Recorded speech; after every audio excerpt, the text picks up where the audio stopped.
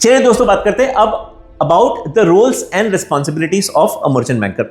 मैं क्विकली आपको कुछ वर्ड्स पहले बताता हूं, कुछ कीवर्ड्स है जो आपको याद रखने हैं। सबसे पहले पब्लिक इशू मैनेज करने में आपकी हेल्प करता है।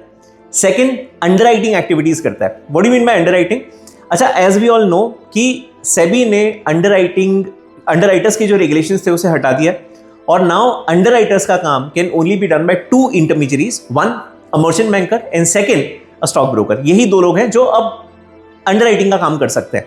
सो merchant banker can also act as an underwriter और सबसे एप्ट अंडरराइटिंग का काम कोई कर सकता है तो it always is a merchant banker because उसे कंपनी के बारे में सब कुछ पता होता है।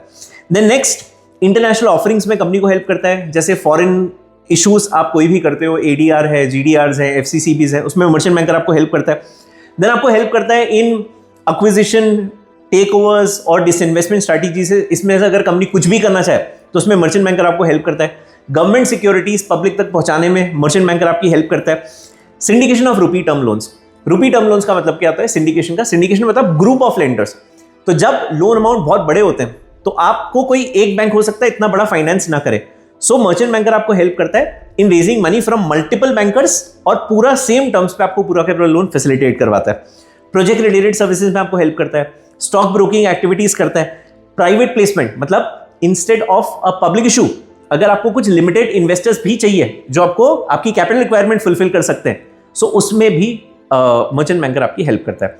मर्चेंट बैंकर्स का सबसे बड़ा एज, उनका एडवांटेज क्या होता है? उनका जो इन्वेस्टर्स का यूनिवर्स होता है, राइट, वो उनका सबसे बड़ा एज है, सबसे बड़ा एडवांटेज है।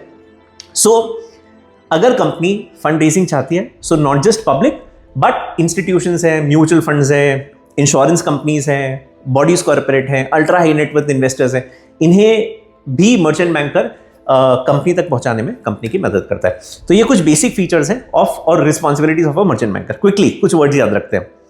सबसे पहले public issue, underwriting, international offerings, private placement, government securities, projects, stock broking, rupee term loans.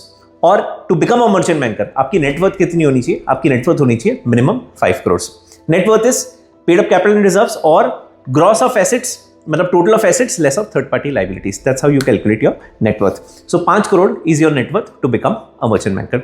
Next video में हम लोग बात करेंगे about merchant banking services and underwriting activities. मतलब जब merchant banker as an underwriter act करता है तो उसे क्या क्या रिस्पॉन्सिबिलिटीज फुलफिल करनी है।